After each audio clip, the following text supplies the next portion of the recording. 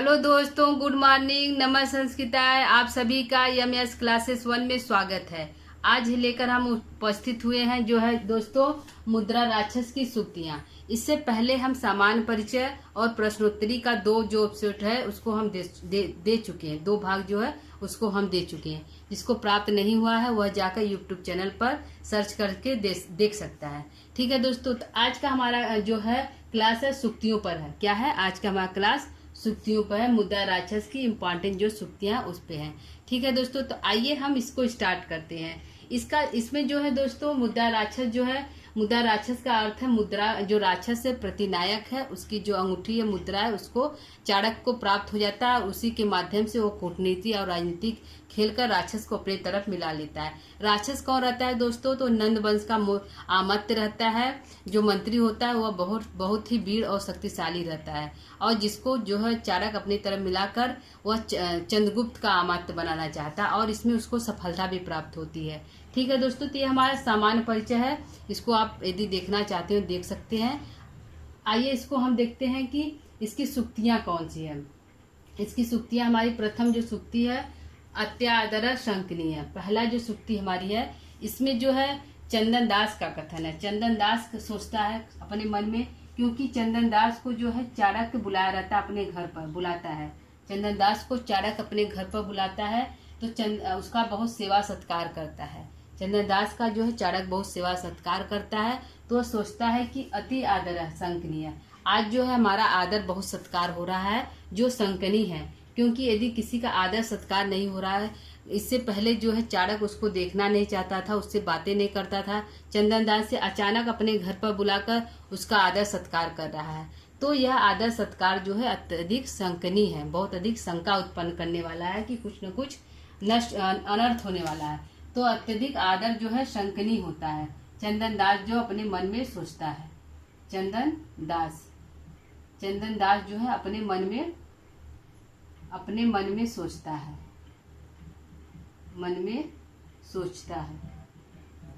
अपने मन में सोचता है कि अत्यधिक आदर जो है शंकनी है। क्योंकि यदि दोस्तों यदि आपके साथ कोई आपसे बात नहीं कर रहा है, कोई आपसे बोल नहीं रहा, अचानक वो आपसे बोलने लगे, आपका आदर सत्कार करने लगे, तो समझिए वहाँ पे कुछ न कुछ गड़बड़ है, कुछ न कुछ अनहोनी होने वाला है। वो आपके साथ कुछ न कुछ गलत करेगा।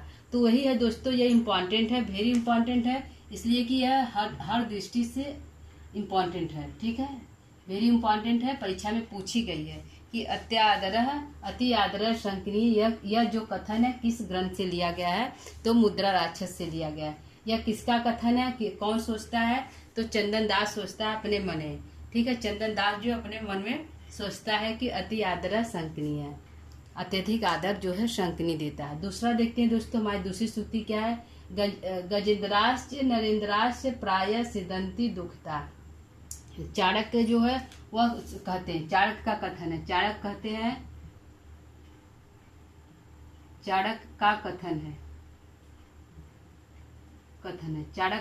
चाणक्य कहते हैं कि जो भोगी व्यक्ति होते हैं, जो भोग करने वाले व्यक्ति होते हैं, वह तो या राजा हो या शेर हो, या तो गजेंद्र हो। गजेंद्र का अर्थ होगा दोस्तों शेर हो, या तो राजा हो। जो प्राय भोगी व्यक्ति होते हैं वह हमेशा दुखी और खिन्न रहते हैं। क्या रहते हैं? प्राय सिदंती और दुखिता, प्राय खिन्न और दुखी रहते हैं। चाणक्य का कथन है कि जो राजा रहते हैं या तो नरेंद्र मतलब राजा और शेर, प्राय जो भोग करने वाले व्यक्ति होते हैं वह हमेशा दुखी और खिन्न रहते हैं। ठीक है, किसका कथन है दोस्तों? चाणक्य का कथन है। तीसरी सूक्ति को हम लेते हैं, दिष्टया मित्र कारेण में विनाशो जनिता न पुनः पुरुष दोषे। यह जो चंदन दास कहता है, चंदन दास चाणक्य से कहता है, चंदन दास कहता है कि दृष्टवा मित्र कारेण में विनाशो, मेरा जो विनाश हो रहा है। क्योंकि चाणक्य ने चंदन दास को फांसी की सजा दे देता है, क्योंकि वह जो है उसकी बातों को नहीं सुनता है। उसकी बात जो राक्षस के परिवार को अपने घर में निवास करने के लिए दिया रहता है, तो जो चंदन दास है उसकी बातों को नहीं सुनता है, तो चाणक्य जो है उसको फांसी की सजा दिलवा देता है। किसको दोस्तों?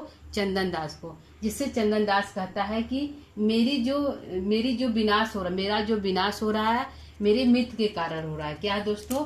मेरा जो विनाश हो रहा है मित्र कारणे में विनाशो, मेरा जो विनाश हो रहा है मृत्यु के कारण हो रहा है। जनिता न पुनः पुरुष दोषी, किसी पुरुष के दोष के कारण नहीं है। क्या मैंने किसी पुरुष की हत्या नहीं की है, उस कारण मुझे जो है मृत्यु की सजा नहीं मिली है। मुझे मुझे मेरा जो विनाश हो रहा है वह मेरे मृत्यु के कारण हो रहा है, अच्छे कार्य करने के लिए हो रहा है। ठीक है, यह किसका कथन है? चंदन दास का कथन है। यह जो कथन किसका है दोस्तों? चंदन दास का कथन है। चंदन दास सोचता है, कहता है कि मेरा जो विनाश हो रहा है मेरे मृत्यु के कारण हो रहा है, किसी अन्य पुरुष के कारण नहीं। कोई किसी की हत्या इत्यादि करने से मेरा जो है विनाश नहीं हो रहा है। ठीक है, ये हमारा तीसरी सूक्ति हो गया दोस्तों। आइए चौथा हम देखते हैं। चौथा हमारा नंदो मूलन दृष्ट बीड़ महिमा बुद्धिश्चु माँ गानमय, जो है नंदो मूलन। इसमें जो है राक्षस अपने मन में सोचता है। क्या कहता है? राक्षस अपने मन में सोचता है।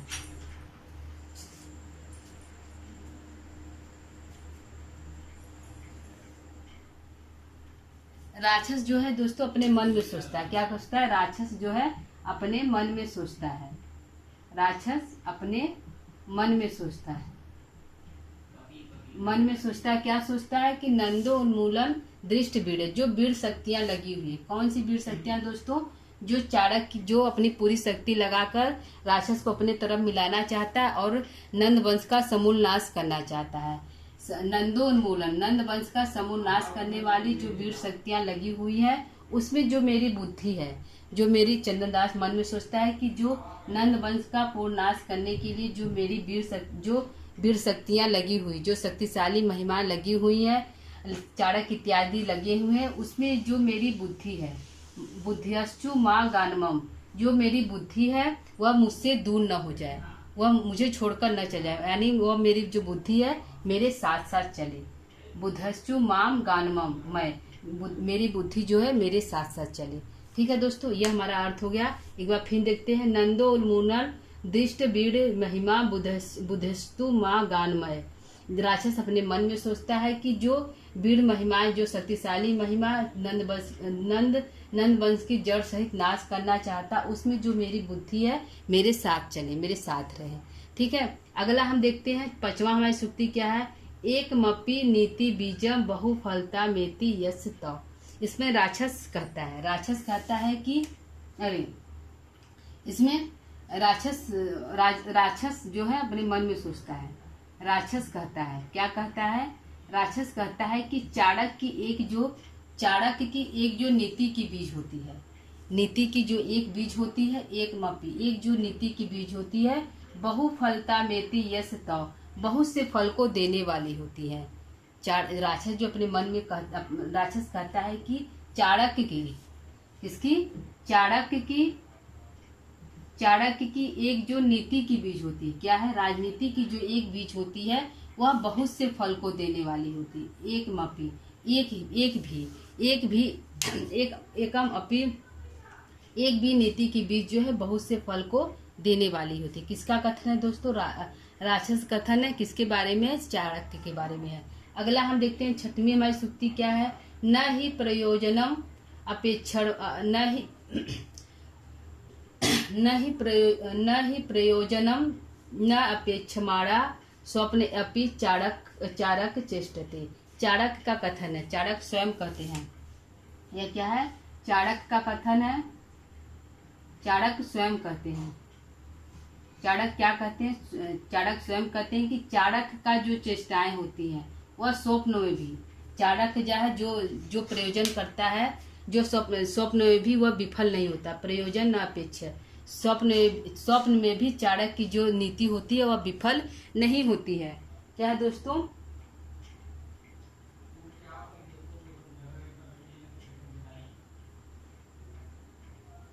ठीक है, जो इसमें जो चाणक्य स्वयं से कहते हैं कि स्वप्न में भी चाणक्य जो है निष्प्रयोजन, न ही प्रयोजनम अपेक्षमाण, बिना प्रयोजन का स्वप्न में भी जो चाणक्य जो है किसी कार्य को नहीं करता है। क्या है? प्रयोजन, न ही प्रयोजन, जिसका कोई प्रयोजन न हो, जिसका कोई उद्देश्य न हो, ऐसे कार्यों को जो है स्वप्न में भी चाणक्य नहीं करता है, उसके करने की चेष्टा नहीं करता। चाणक्य जो है स्वयं से कहते हैं कि चाणक्य स्वप्ने अपि स्वप्न में भी न ही प्रयोजन, बिना प्रयोजन के बिना उद्देश्य के किसी कार्य को नहीं करते हैं, बिना प्रयोजन के किसी कार्य को नहीं करते हैं। कौन? चाणक्य। चाणक्य निष्प्रयोजन किसी कार्य को नहीं करते हैं। ठीक है दोस्तों, यह हमारा अर्थ हो गया। एक बार फिर देखते हैं। न ही प्रयोजनम न अपेक्षमाणा स्वप्ने अपि चाणक्य चेष्टते। चाणक्य जो है स्वप्न में भी किसी निष्प्रयोजन, इसका कोई प्रयोजन न हो, ऐसे कार्यों को स्वप्न में भी नहीं करता है। ठीक है, अगला हम देखते हैं। हमारा 7वां सूक्ति क्या है? 7वां सूक्ति चाणक्य का ही कथन है। चाणक्य कहता है, ये भी चाणक्य का ही कथन है। चाणक्य का ही कथन है। चाणक्य क्या कहता है कि दयम विद्वांसम प्रमाणयन्ति।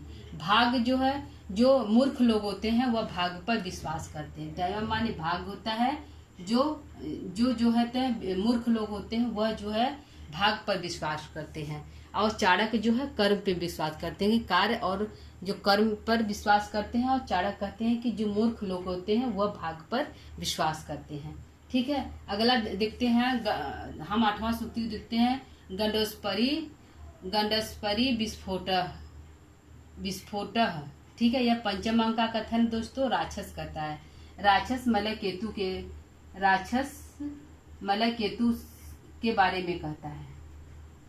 मलय केतु के बारे में कहता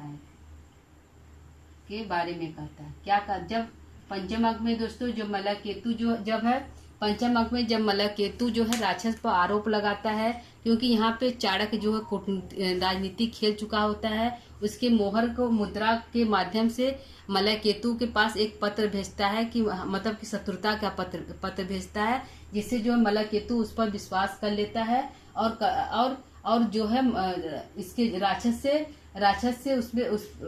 से कलह हो जाता है। दोनों में शत्रुता हो जाती है, राक्षस और मलय केतु में। तब मलय केतु कहता है गंडोस्परी विस्फोट। यह जो है गंड स्थल पर दूसरा विस्फोटक है। पहला तो चाणक्य था और दूसरा जो है मलय केतु हो गया। तो राक्षस कहता है कि यह जो है गंडोस्परी विस्फोटक, यह गंड स्थल पर दूसरा विस्फोटक है। कौन है? मलय केतु। मलय केतु जो है मेरे गंड स्थल पर दूसरा जो है विस्फोट के समान है। ठीक है, यह जो राक्षस का कथन है। अगला देखते हैं। विनव युद्धारेर पराजितम दुर्जेयम रिपु कुलमिति। यह जो चंद्रगुप्त का कथन है। चंद्रगुप्त कहता है, क्या कहता है? चंद्रगुप्त कहता है, क्या कहता है चंद्रगुप्त?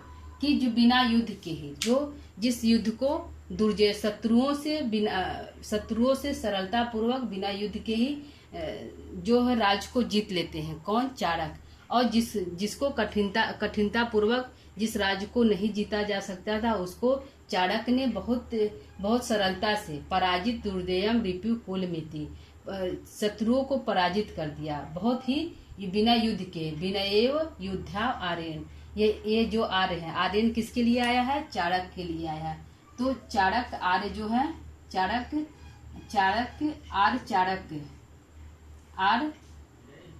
चाणक्य जो है बिना युद्ध के ही, बिना युद्ध के ही पराजित कर दिया। किसको? शत्रुओं को पराजित कर दिया। जिस युद्ध को बहुत ही कठिनाई से जीता जा सकता था, चंद्रगुप्त कहता है कि जिस युद्ध को बड़ी कठिनाई से जीता जा सकता था, उसको चाणक्य आर्य ने बड़ी ही सरलता से शत्रुओं को जीत लिया। ठीक है दोस्तों, क्या है? बड़ी ही सरलता से शत्रुओं को जीत लिया। यह हमारी सूक्ति का अर्थ हो गया दोस्तों। एक बार हम इसको रिपीट कर लेते हैं, सूक्तियों को फिर से देख लेते हैं। पहला हमारी सूक्ति अति आदर शंकनीय। चंदन दास अपने मन में सोचता है कि अति आदर जो है शंकनीय होता है। जो है चाणक्य जो है उसका आदर सत्कार करता है, तो वही कहता है अति आदर शंकनीय। अत्यधिक आदर जो है शंकनीय होता है। दूसरा है गजेंद्रास्य नरेंद्रास्य प्राय सिंदंती दुखिता। चाणक्य अपने मन में कहता है कि जो ठीक है दोस्तों, आज का क्लास को यहीं पर हम समाप्त करते हैं। आज का हमारा जो है सूक्ति आपको कैसी लगी कमेंट करके जरूर बताइएगा। तब तक के लिए दोस्तों नमः संस्कृता।